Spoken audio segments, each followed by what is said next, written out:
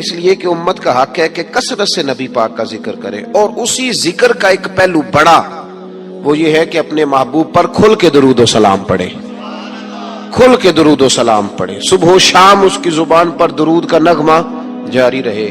اور حضور کا یہ حق ہے امت پر کہ امت اپنے نبی کی فرما برداری کرے، امت اپنے رسول کی فرما برداری کرے، اتباع کرے، اطاعت کرے، حضور علیہ السلام کے نقش قدم چلے۔ اور پھر 5ویں نمبر پر امت کی ذمہ داری ہے کہ امت نبی پاک کے دین کی تبلیغ کرے۔ دین کی مسواک کرنا سنت ہے نا جی، پتھر کھانا بھی سنت ہے، پتھر کھانا بھی یہ بھی سنت ہے۔ نبی پاک صلی اللہ تعالی علیہ وآلہ وسلم کی محفل میلاد میں ذکر مصطفیٰ کرنا بھی سنت ہے۔ اچھا پھر مزے کی بات دیکھیں، اشتہار لگانا جو ہے نا، اشتہار، یہ تو بدعت حسنہ ہے، اور دروازہ کھٹکھٹا کے کسی کو محفل کی دعوت دینا، یہ میرے محبوب علیہ السلام کی عین سنت سے ثابت ہے۔ تو جس کا زیادہ اجر تھا نا، اس طرف توجہ ہی نہیں، دروازہ کھٹکھٹا کے کہ بھائی آج محفل ہے، یہ وہ سنت ہے جو میرے محبوب نے طائف جا کے ادا کی تھی۔ لوگ کہتے ہیں بڑا خرچہ کیا، بھائی کیا خرچہ کیا ہے؟ کہتے ہیں میں 26,000 دے اشتہار چھاپے۔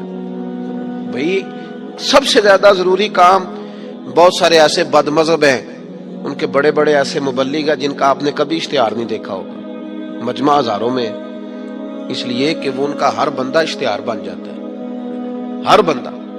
تو یاد رکھیں، نبی کریم صلی اللہ علیہ وسلم کا یہ حق ہے کہ امت محبوب کا ذکر کرے، تذکرہ کرے، دین کی تبلیغ کرے، اور حضور کے دشمنوں کے ساتھ بغض رکھنا یہ بھی نبی پاک کا حق ہے۔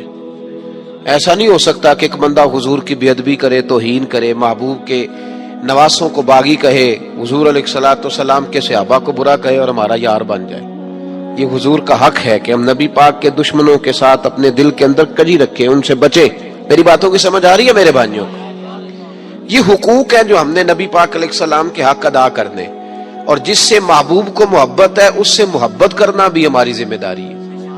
حضرت مجدد الفسانی رحمت اللہ علیہ فرماتے ہیں کہ میں نا گھر میں ختم شریف پڑھتا تھا، اصال ثواب کرتا تھا، تو میں بہت سارے صحابہ کا نام لیتا، اہل بیت کا نام لیتا، اصال ثواب کرتا، صرف سیدہ عائشہ کا نام نہیں لیتا تھا۔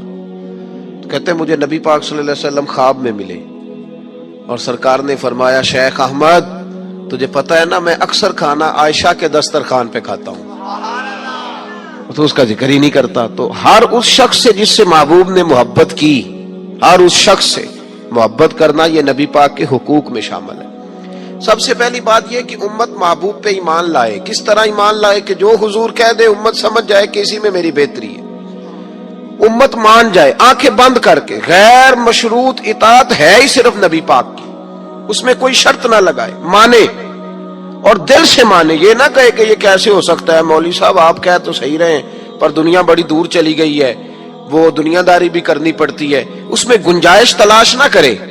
جو حضور کہہ دے اس پہ ایمان لے آئے، جو نبی پاک فرما دے اس پر ایمان لے آئے۔ نبی پاک صلی اللہ علیہ وسلم مکے سے ہجرت کر کے مدینے تشریف لا رہے تھے، حضرت ابو بکر صدیق ساتھ تھے۔ ابو جہل نے اعلان کیا کہ جو محبوب علیہ السلام کو معاذ اللہ گرفتار کرے گا 100 سرخ اونٹ ملیں گے، اور بھی بہت سارے لوگ آئے، سراقہ بن مالک بھی گھوڑا لے کے آئے، حضور تک پہنچ گئے۔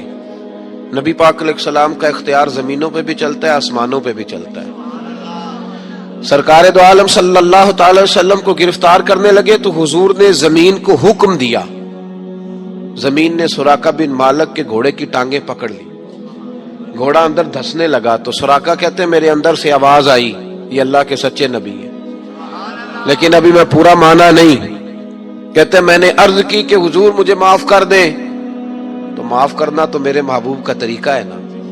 کہتے ہیں معافی مانگی تو محبوب نے اسی وقت فرمایا جا تجھے معاف کیا۔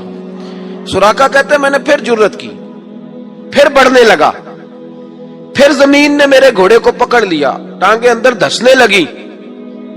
البدایہ ون نے آیا اٹھا کر کے دیکھیے محبوب پاک سید عالم صلی اللہ علیہ وسلم نے دوسری دفعہ جب زمین میں اس کا گھوڑا دھسنے لگا تو پھر عرض کرنے لگے حضور معاف کر دیں، فرمایا جا تجھے معاف کیا۔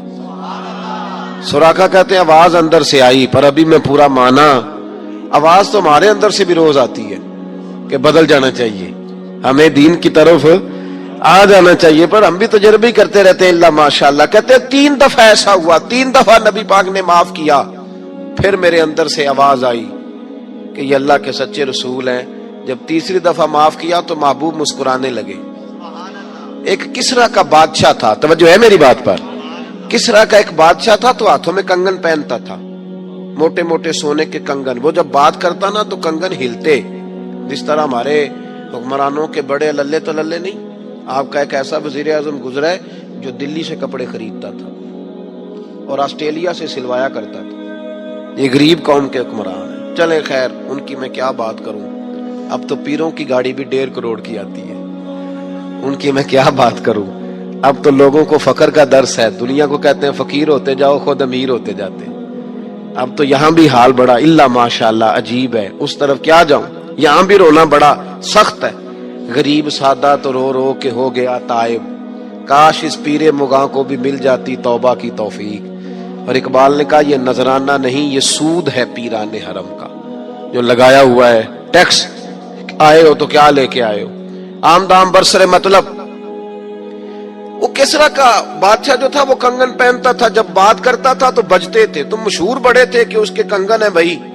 نبی پاک صلی اللہ تعالی علیہ وآلہ وسلم کو جب سراقہ آگے بڑھے نا گرفتار کرنے، تو محبوب نے فرمایا تو مجھے پکڑنے آیا ہے، ایک وقت آئے گا کسرا کا علاقہ فتح ہوگا، اس کے وہ کنگن میرے غلام اتار کے لائیں گے، اور سراقہ میں یہاں کھڑے ہو کے سالوں بعد کا وہ واقعہ دیکھ رہا ہوں کہ اس کے کنگن تیرے ہاتھوں میں آئیں گے.